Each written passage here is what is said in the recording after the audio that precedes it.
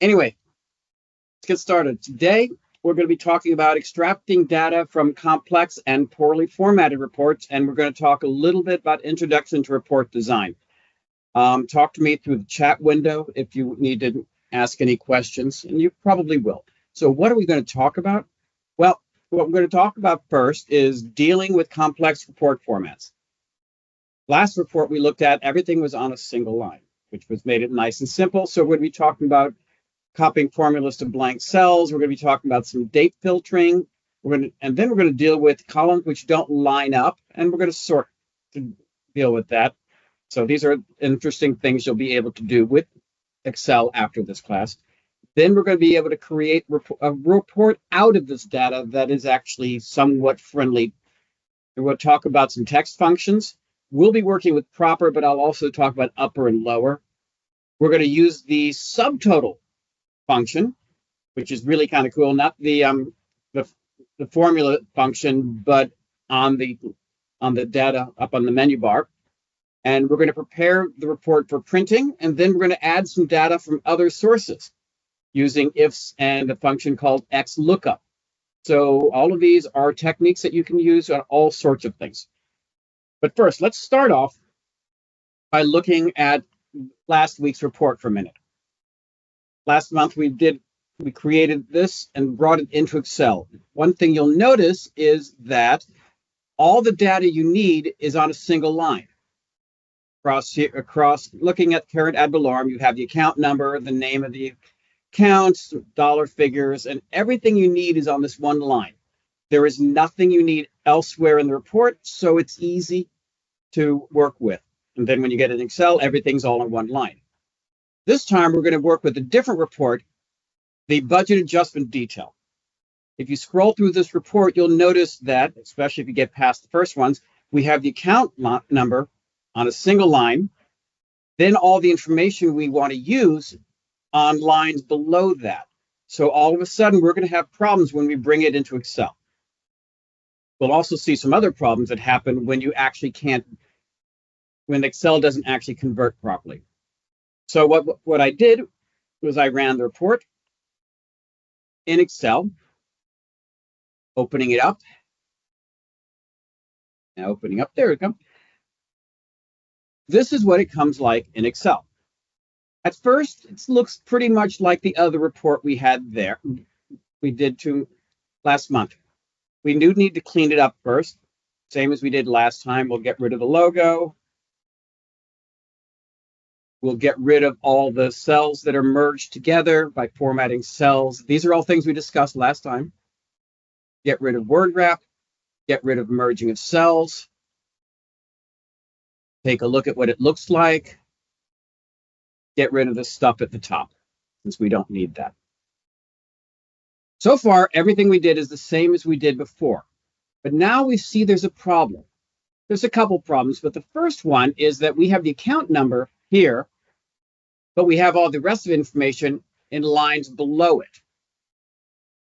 So how do we get rid of that?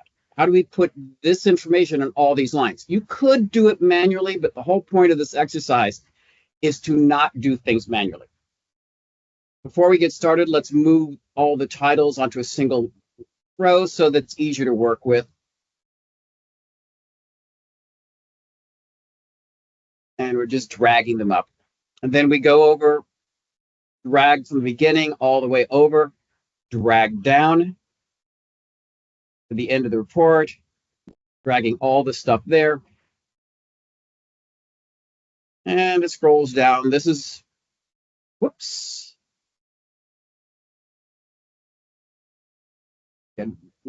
Actually, you can get blank lines. The problem is at the end of it, they have one giant row. We'll deal with it as is. We go to data. We do set it up to filter. This is all that we did on the first one also. So we go back to the top. We now have this nice little filter bar. So we can sit there and say, I want to look at whatever's there. What we're going to do next, this is the part where it gets fun, is go to the first cell that's blank that we don't want to be blank. And we'll make it equal to the row above it. So what it's just done is copied the previous one. It didn't copy it, though. It made a formula pointing to it. That way you can see what it's doing. Now we're going to copy that cell by right-clicking and selecting copy, or go up here back to the home menu and hit copy. Both of those work. Either way, you know it's copied when it makes this nice little bar with the moving things around it. Now, we're going to look at all the blank cells. We don't want to copy it over this. So first, we go back to the filter, unselect all, go down to the very bottom and say, I want to see the blanks. And only the blanks. Hit enter, you now have blanks.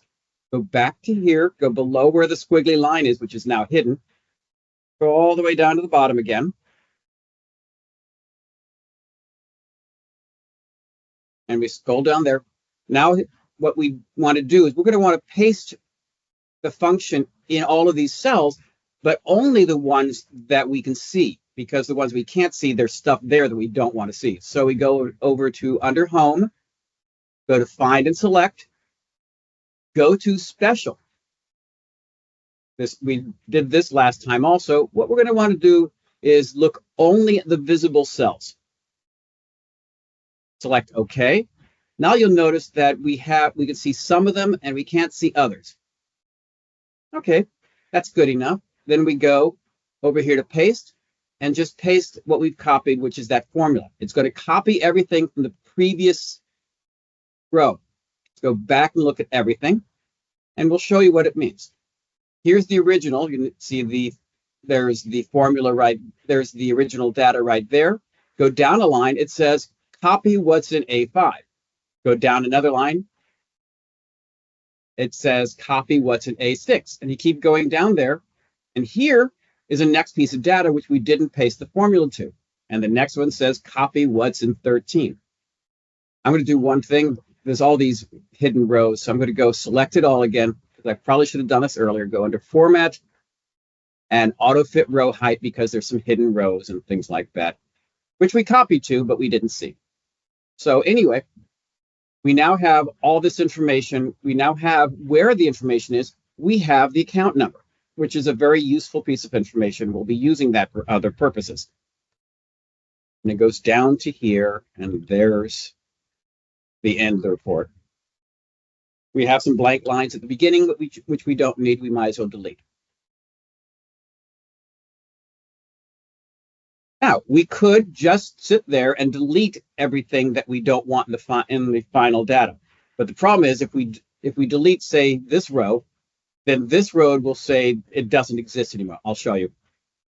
If you delete this row, it now says it's referring to something that doesn't exist. So we don't want to do that. So I'll put it back. How do we keep these from staying the same? Well, we're going to do a copy again. And now we're going to do a paste special. This is something we haven't talked about before. We're going to paste the values. You have all these cute little icons that give you the values. And if you do this one, it pastes values. There's pasting values and formatting. There's things like that.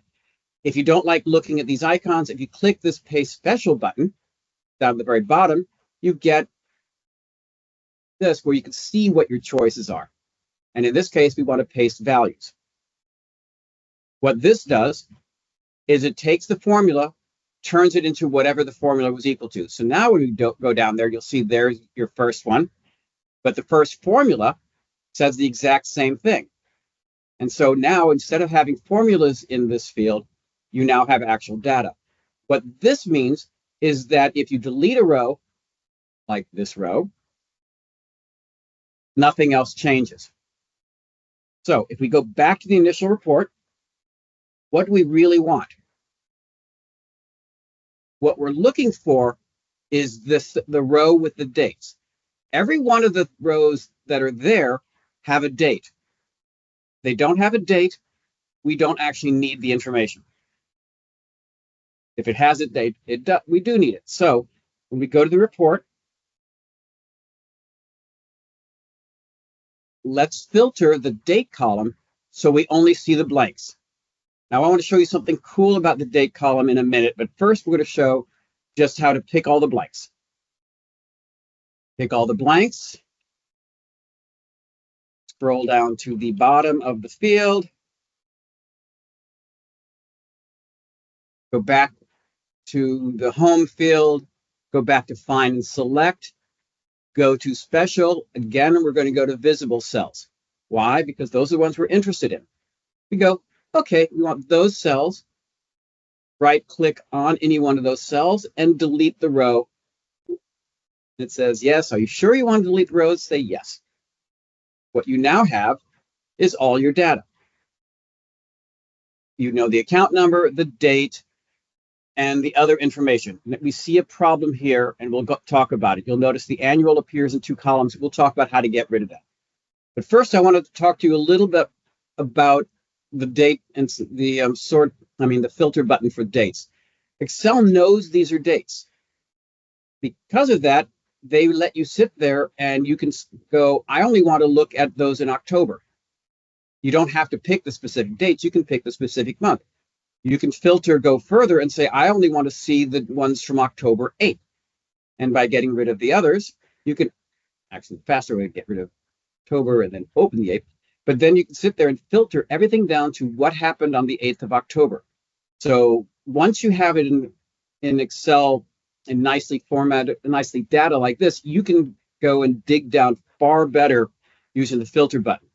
I just thought I'd mention that. That's cool. It's not going to do anything for this report, but it's cool.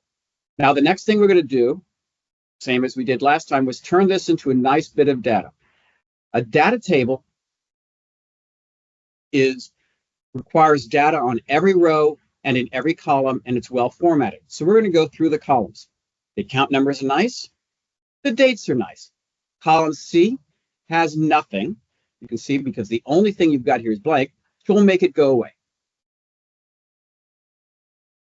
Column C, that looks nice. Everything there is cool. Column D, again, is empty, so we'll make that go away. Column D now, the new column D, also has nothing. We'll make that go away. Column D now is nothing, so we'll make that go away. Transfer description has got information, so not in all cells, but in some cells. And there's nothing in E. This is where you look and say, no problem. So we'll keep transfer description the same. Column E has nothing, so we'll make that go away.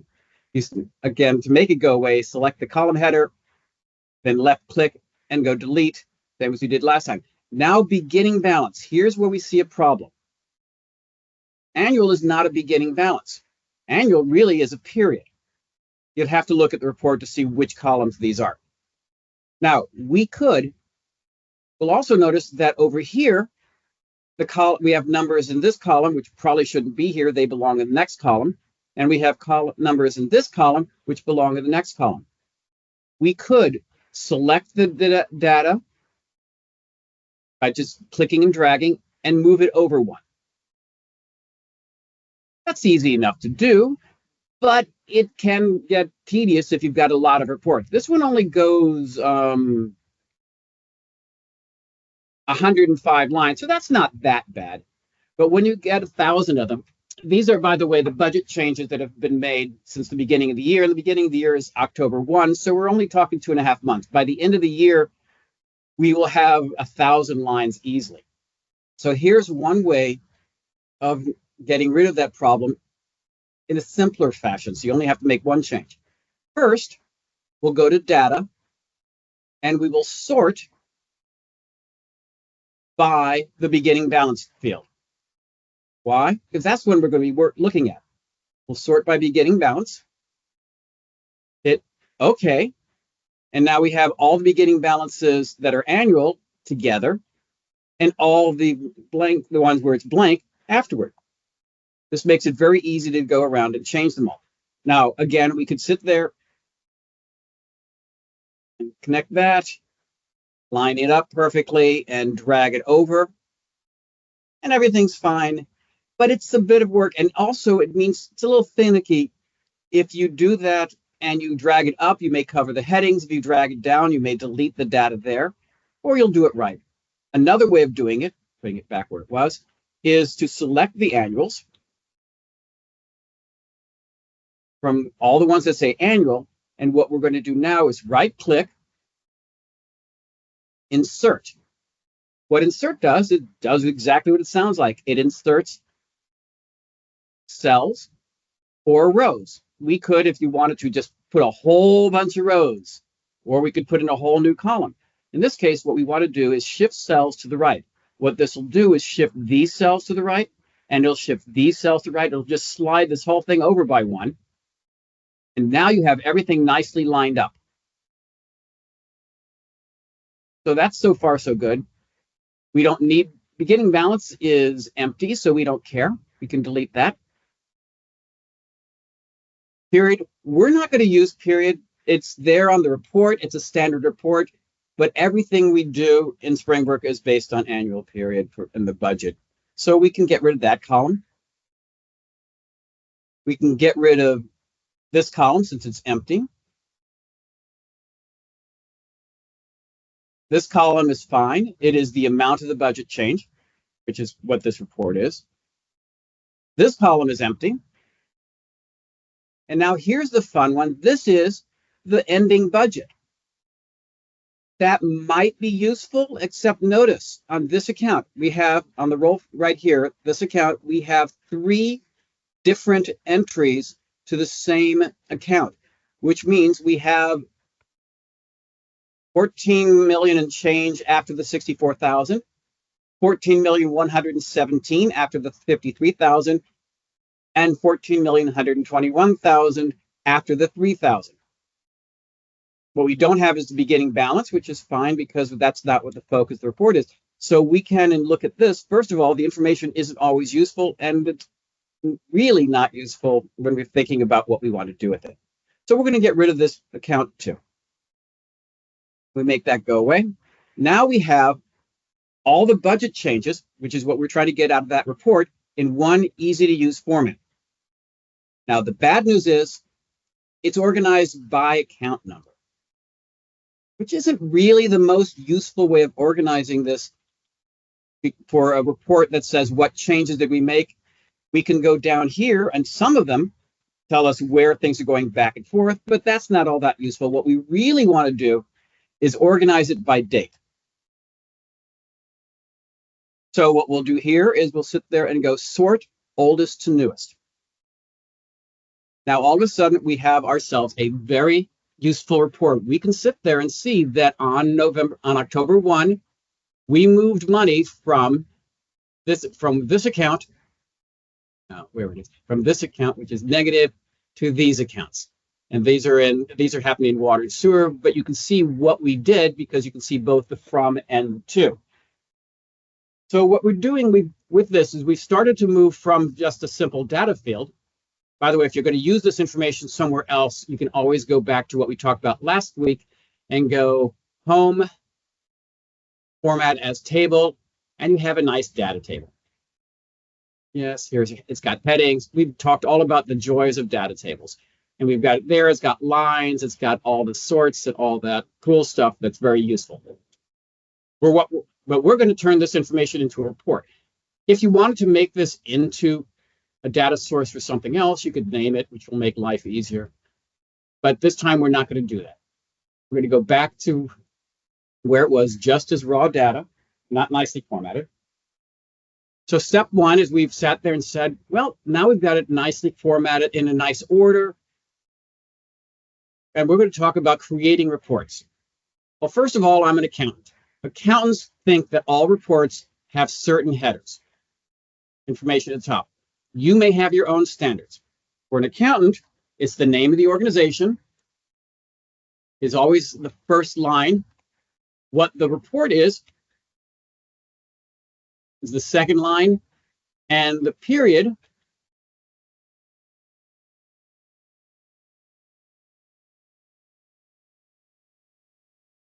is the third line. Every accounting report you see will have these 3 items because that's just the way we do things. I'm using the increased font size and bold to make them a little more. To know the city that I work in. There we go.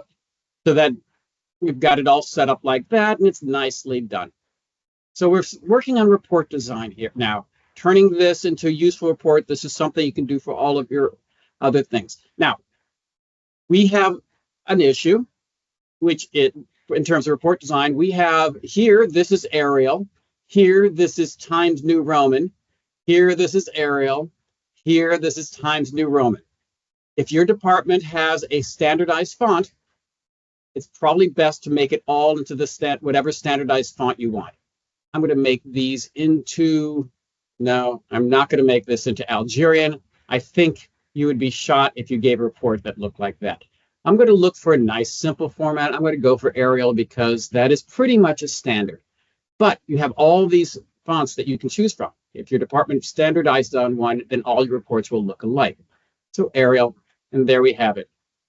We have the account number, the date, the transaction utilities, and the description and the amount. Next issue we're going to deal with is the fact that anyone who doesn't live on computers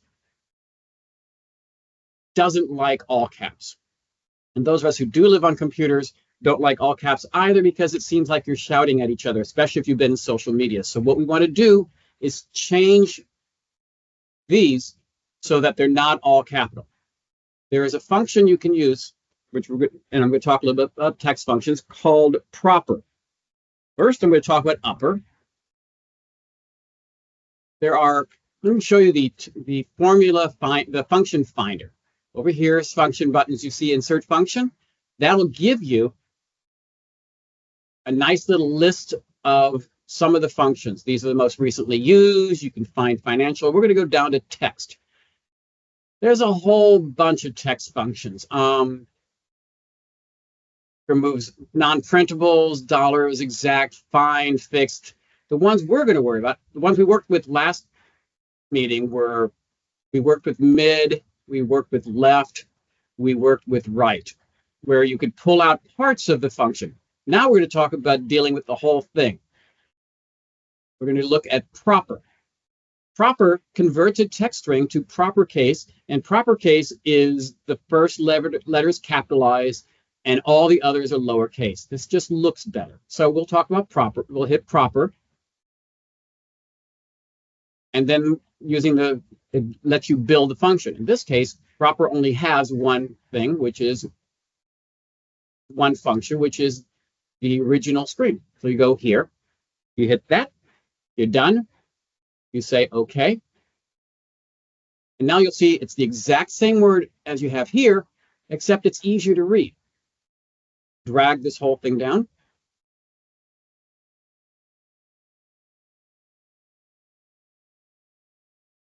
Copy it. Remember before I talked about pasting special? Go back here to the first one, go paste special. We want the values. And there you go. You now have it with easier to read descriptions. The other functions I want to mention because they're related to proper are upper.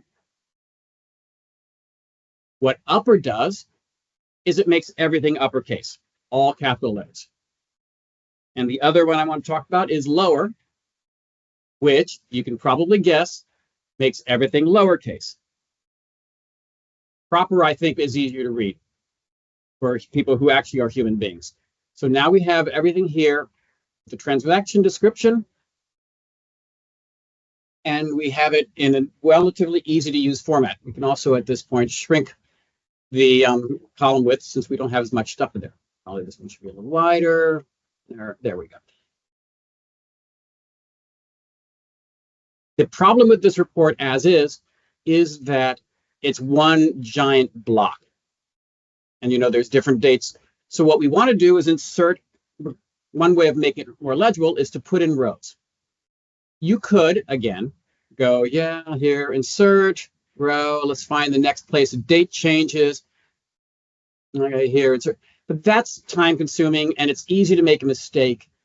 So instead, we're going to use a different function in a non-traditional way. On the data menu, there is a function called subtotal on the far right. Subtotal will add up things for you and put in subtotals and grand total. We're going to use, I'm going to first show you what it normally is, what it's used for normally. Let's go to subtotal, since we've got this organized by date. So every time drop down the date changes, we're going to use the function sum on the column amount. Notice you can do a subtotal on any column or on multiple columns. And then we want the summary below the data because, well, that's where we're used to seeing totals. And I do not know why Microsoft defaults to the top. And we're going to replace the current subtotals even though there are none. Generally, unless you're starting to nest subtotals, and that's something for a different class, you'll leave replace current subtotals there. You hit OK.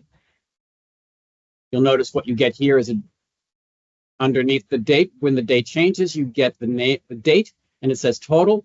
And over here, you get the fact that it's 0. And that way, you've now got subtotals for everything, and you've got a nice, bold title for it. That is actually a useful thing to do so that you can quickly run daily subtotals. For those of you who are accountants and want to know why it's 0, the transfers are zeros, and the budget resolutions wouldn't be because you're dealing with revenues and expenses. But that's a different issue. That's just if you're really worried about it. Now, one thing that's a problem with Springbrook reports or some other reports is that when it exports to Excel, it turns off certain things. You don't know why, but it does. One of the defaults that is usually there with Excel and subtotals is it also automatically organizes it. But you can add automatic organizations by going to File. All the way at the bottom, it says Options. Hit Options, you get another dialog box that gives you all sorts of options, including what is your name and other things like that. Your background, your theme, what your default font is, all of these nice little buttons. If you feel like experimenting with them, go ahead. It tells you where it saves files, all sorts of things. You can play with formulas and data and proofing. We're going to go down to Advanced. In the Advanced, it's not obviously named. We scroll down a lot, scrolling down more. This one, it says show outline symbols if an outline is applied. That is really not an obvious way of saying what it is. But what it does, if we'll click it so that we have the outline symbols, we hit OK, you'll notice we now have over here a 3, a 2, and a 1. What these are doing is letting you display based upon the organization because the subtotal created an organization to the data file. What we're looking at is option 3. You can see everything. What option 2 does, notice that here we've got the negative sign. We can do this manually, shrink it down, where you only get the subtotal. Or you can sit there at the top, click the 2, and you've got just the total for each of the days and the grand total at the bottom. And if you hit number 1, you only get the grand total. So you can summarize your data quickly. That's what it's supposed to be used for. We're going to use it for something slightly different. We're going to go back and hit the 2.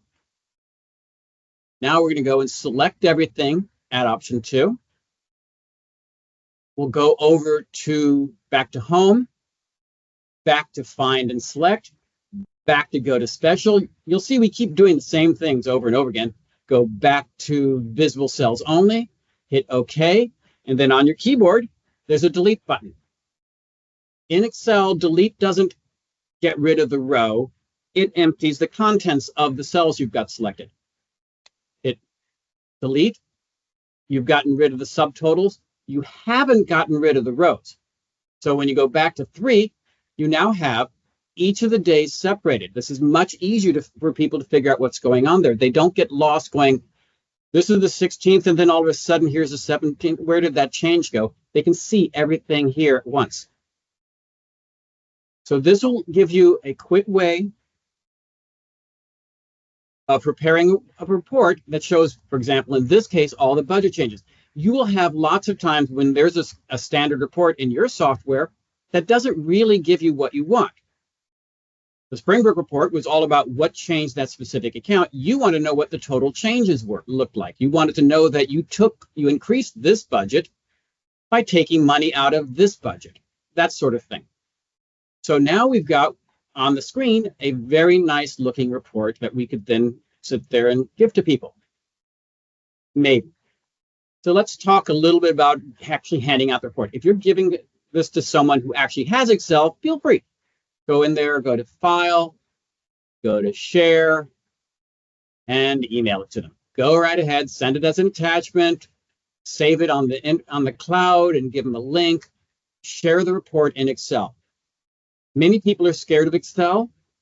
And also the other problem with Excel is people can change it after you've produced it. So generally you want to send it either on paper, which is File, Print, or you want to send it electronically, which is, again, can be done through File, Print, or it can be done as save as Adobe a PDF.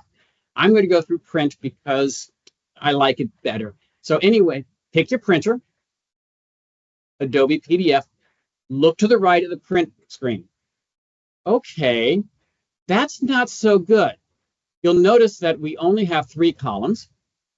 Scroll, scroll, scroll, scroll, scroll, scroll, scroll. We also have no header. We have no column information on the second and third pages, etc. We don't have page numbers, so it's kind of ugly. But you need to select the printer first because the page breaks, which will matter later on, depend on the printer you're choosing. Unlike some other programs, Word does change. We'll go here, looking at my printer, and then we'll switch over to Adobe, and sometimes the rows change, so we're going to not deal with that. Okay, now we've got the printer selected. Go back to here, and we're going to be looking at things on the page layout screen. First thing we want to do is, and this is the quick and dirty lazy approach. Here's the width. Right now it's automatic. Let's change the width so it will force it to 1 page. What does that do? Well, let's go back to the print screen just because that's where you see the preview. You have every column there. Well, that's good. Except that you'll still have the issue of going back to print. There's a page 2 which says nothing. It's just up there, blank, and you still don't have page numbers. We'll get there. So going back here, we're going still on the page layout screen. The other one that's really useful is page titles. By the way, you can select a print area if there's more on the page that you don't want to print. Rows to repeat at the top. This is the first one that's useful. What this one does is give you the column headers on every page. Click the arrow, it gives you a smaller box. Click the row you want at the top. And you'll notice it says all of row 5. It doesn't print anything past the last column. So don't worry about it. It'll be there fine. And we've got that there. We also want page footers. Over under header footer, you have several choices. First of all, you can create your own.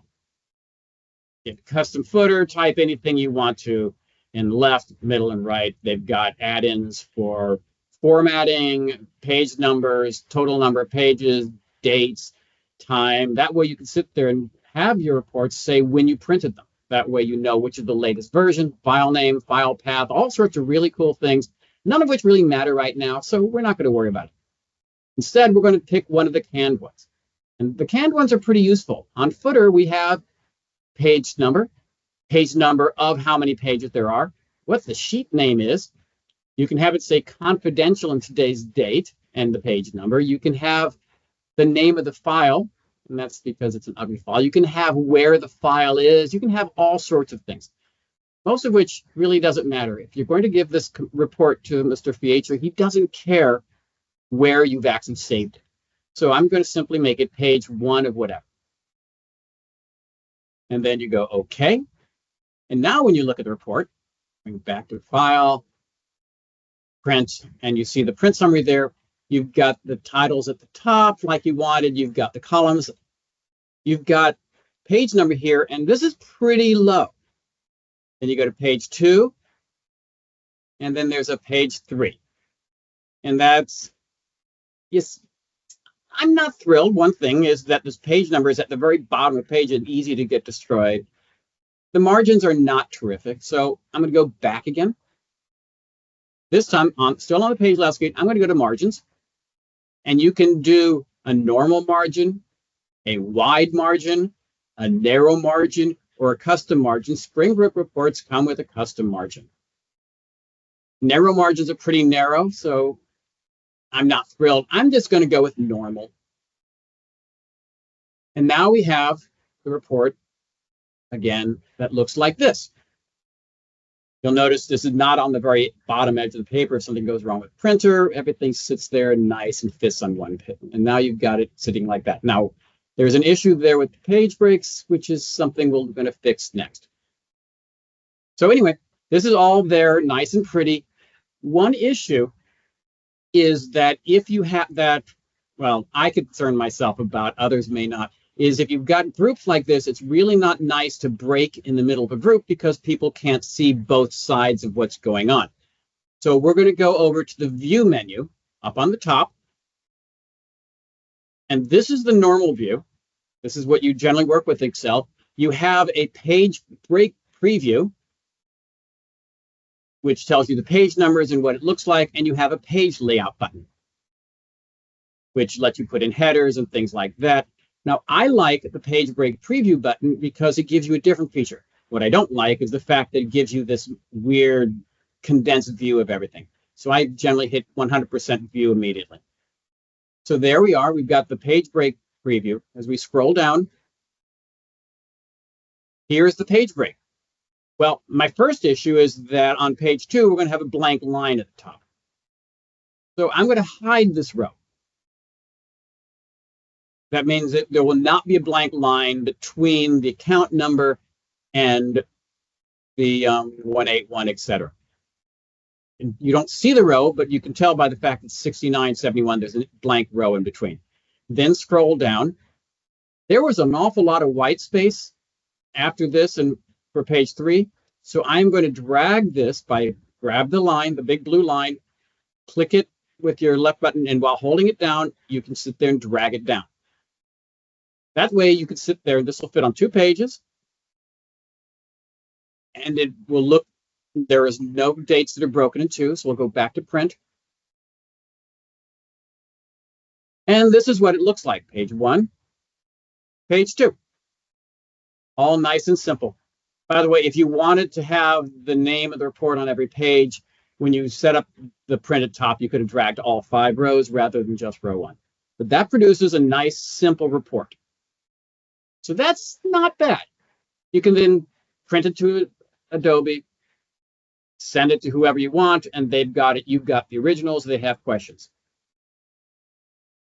So that's a simple report. But the reality is,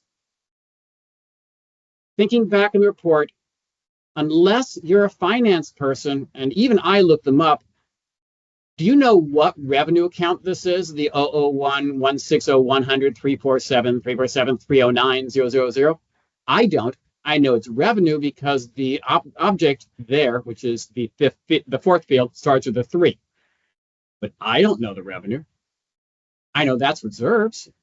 I know that's capital. That's construction in progress. That one, I don't know what it is. So let's talk about making this a better report, more useful to everyone out there, the people that aren't accountants and haven't memorized these informations, or me, because I'm just getting old. So what we need to do is change some things around. The other thing to change around is the fact that we've got the date here, and we're organizing by date. Most people would like that on the left. So we're going to talk about shuffling around some of the information. I'm going to go back a few steps. Let's see if it works. Sometimes it doesn't.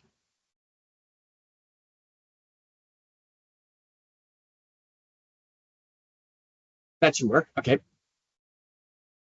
The reason I brought these back in is because the subtotal has a command on it. Let's go to data, where you've got the subtotal, where you can remove the subtotals. The only problem is it doesn't work on the organization that you have here on the left. What it does is it looks for a field, and if you've got blank lines in the middle, it gets confused. So we're going to remove all, and you'll notice we now do not have the subtotals anymore. That's okay. What we're going to do is shuffle some stuff around. First, we're going to first insert a column. Second, we're going to take the account number, the whole field, and we're going to move it over into the new empty one. If you drag it to a column where there's already information, it will override it. So always put in a column for you to store it before doing anything else. Okay, cool.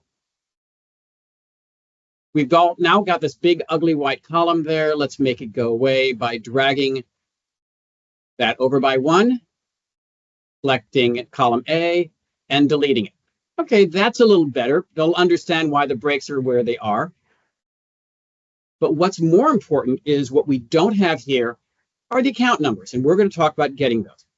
Now, in this case, it's a little more complicated because what we want as an account number is an object for that account if we're not a project. But if it is a project, we want the project name in there. So we're going to make a little more complicated formula, and we're pulling data from other sources. What other sources, you might add? What a wonderful question. I happen to have when you're in Springbrook and you're in the maintenance section in the sections group, you can download project numbers by right-clicking and exporting. You can download the object, refresh, by right-clicking and downloading. You can also download the state function code definitions or the cost centers or the fund names, all of which might be useful to you at some point without having to retype them by hand. This is what's in Springbrook. These are the official names according to finance. So I have already downloaded the objects and the project numbers just to make my life a little easier. So going back to the report that we're working on, there, we're going to want to add some more information. Let's go open up, and I've made these at the spreadsheets already. Open in the download folder, because the download folder is a great place to stash things when you aren't going to keep them forever. I'll go to downloads.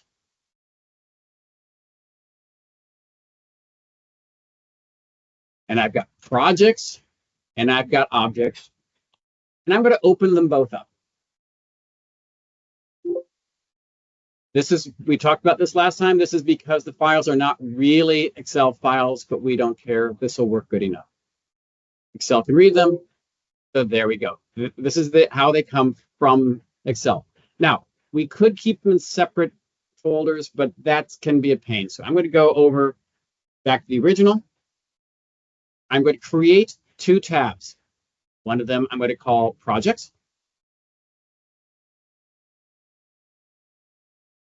One of them I'm going to call objects.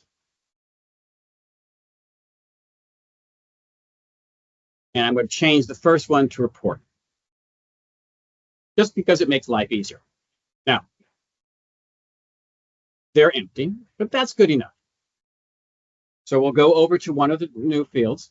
We'll go over to projects, because that was the one I did first. And there's the project list. Select it all. Control C to copy, or go up here and go copy. Go to the report that you're working on. Go to the projects. Go up here. Paste it. And there you have all your account project numbers. Yes, most of these you'll never see, because the ones that start with a 1 are assets. The ones that start with 2 are liabilities, and generally you won't be worried about those. Then we go back, and this time we'll go to the objects report.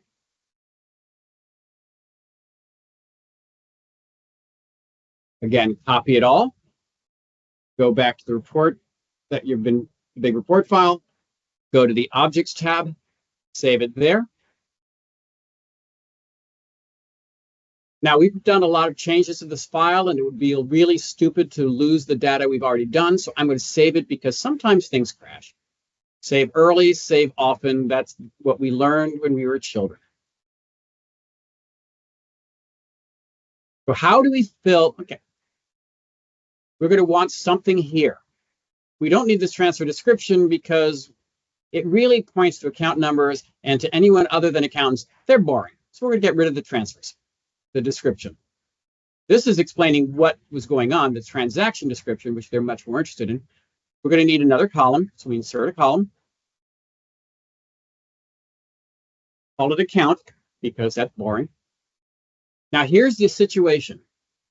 Sometimes we want to look up one place, sometimes we want to look up another place. So we're going to go and use the if statement that we use, the if function that we talked about last class. So we're going to start with if. Now we're going to get fancier. So what are we going to do?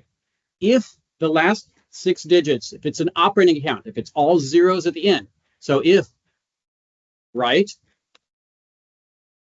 this, comma, 6, close column, that means the last 6 digits, the last 6 characters equals, quote, 1, 2, 3, 4, 5, 6. Why put quotes? Because what we're really, those look like numbers to you and me, but to Excel, those are strings. It's a string of characters. So we're looking for those 6 characters. So if it's all zeros, we're going to say operating. Otherwise, we're going to say project. Why? Because this is to show you how the if statement. We hit, and that one's an operating. We bring it down to the bottom. You'll notice we also have projects that are identified, projects, operating, project, operating, and let's a quick way of breaking it all out into objects and projects. Cool. Now we really want to look up stuff. Okay, if it's an operating one,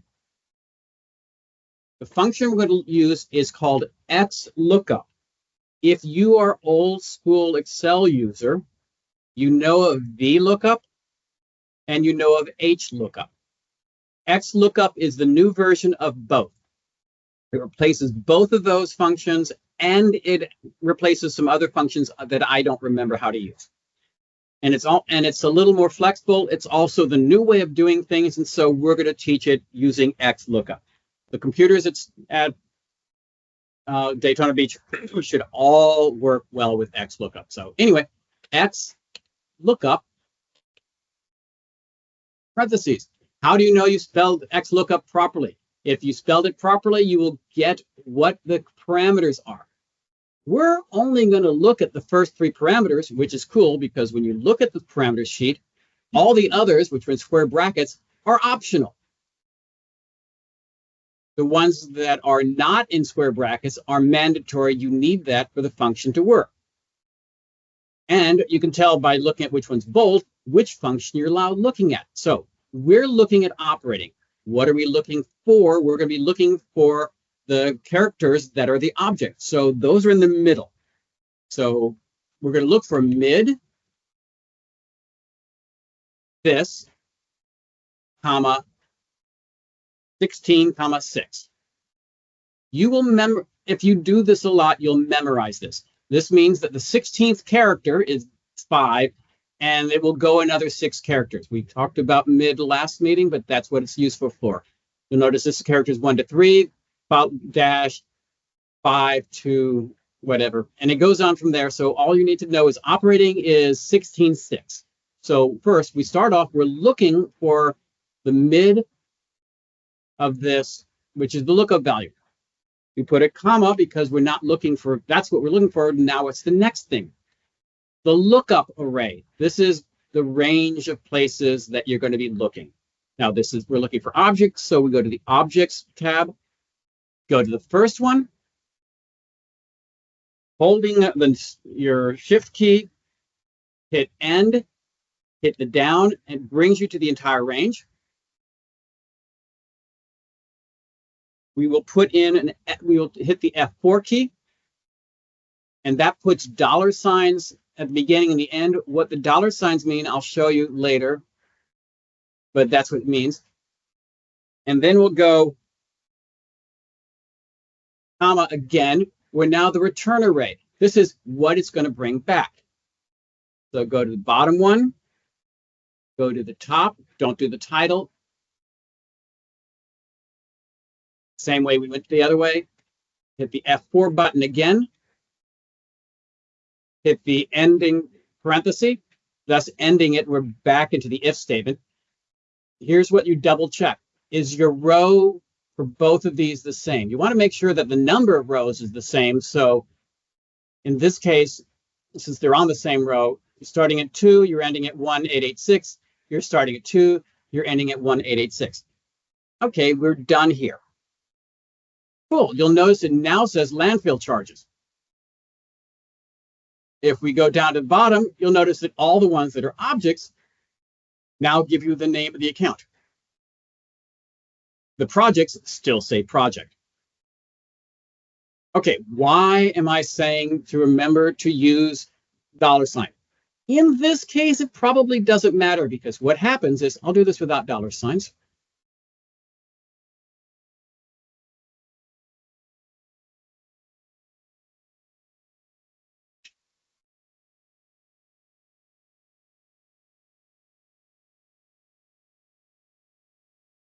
What happens is, if you go to the next one, bring it down to the first project, take a look at the formula. Here it's looking for rows A2 to 1886. Go next, it goes A3 to 1887. Go the next, it goes to A4, 1888. In this case, we don't want to do that because the reality is that the data table doesn't shift with the row. So by putting in the $, it stays where it is.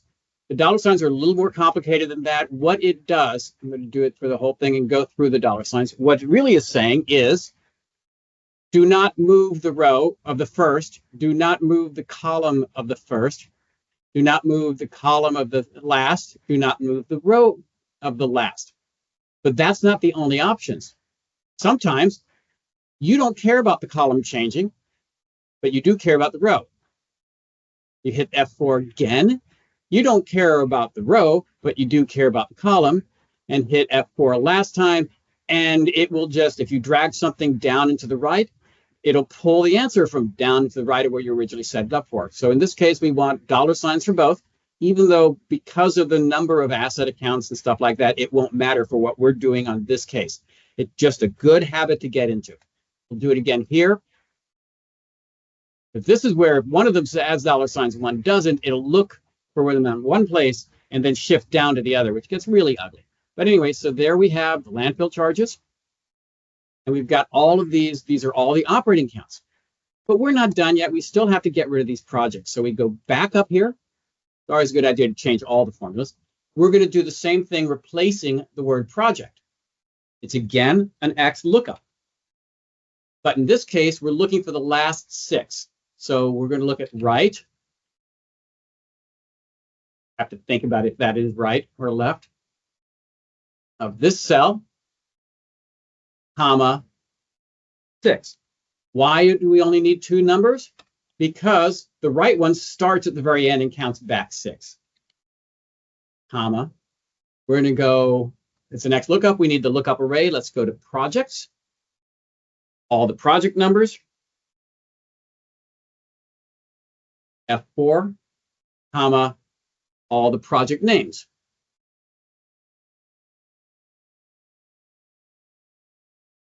F4, parentheses. First one won't change. Why? Because we already knew it already was looking at the object. It wasn't something other than 0, 0. But if we drop it down to the very end, and I'm doing this quickly by double clicking on the little hard square on the lower right hand corner, you now have all the project names too. And now someone is out there saying, but Fred,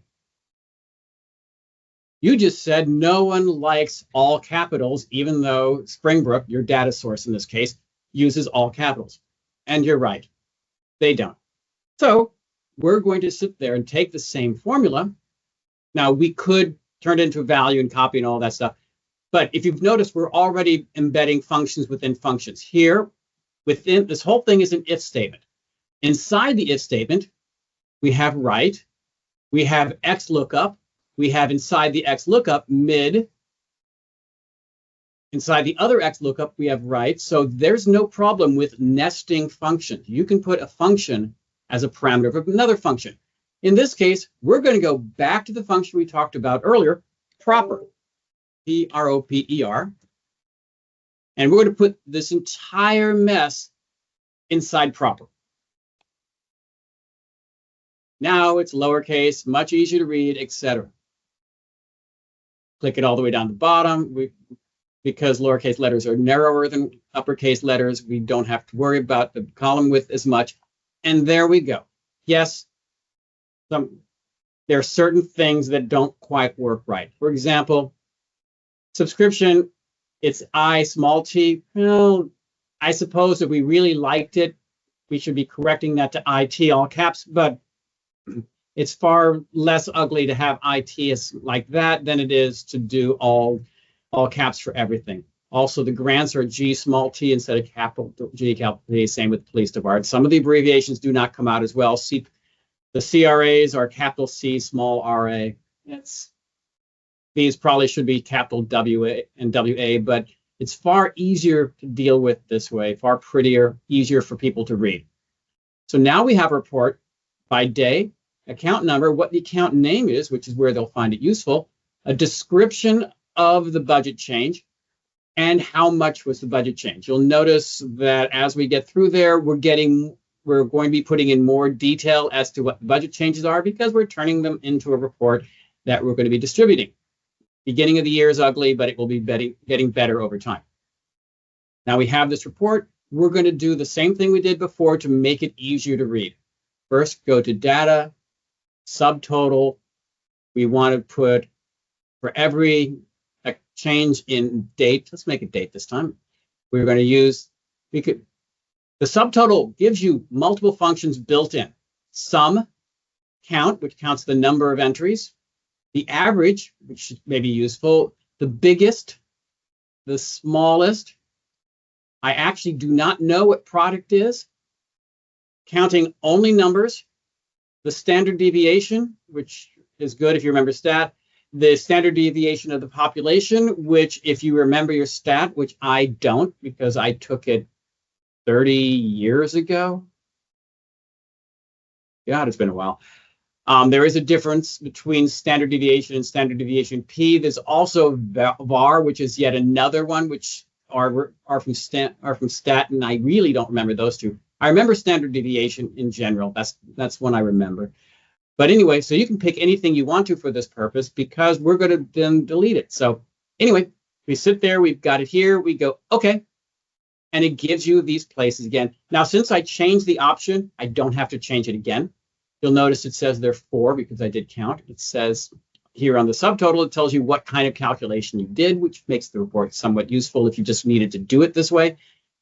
But again, the number or the total doesn't really help all that much. So I'm going to drop it to level 2, select all of it,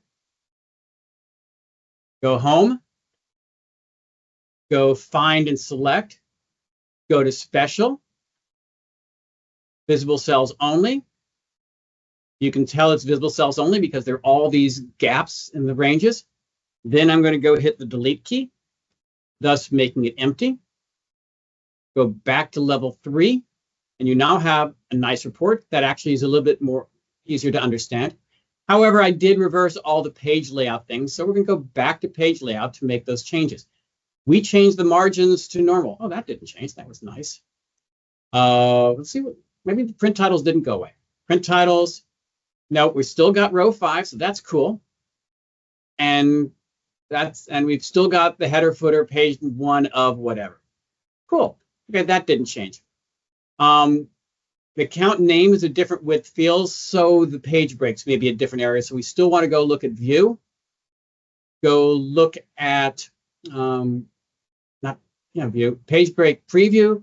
Go to 100%. That changed. Look for where the page breaks are. That isn't bad. Actually, let's double check that we're on the right printer. If it comes out right, I always worry about it being paid. Yep, it's going to Adobe.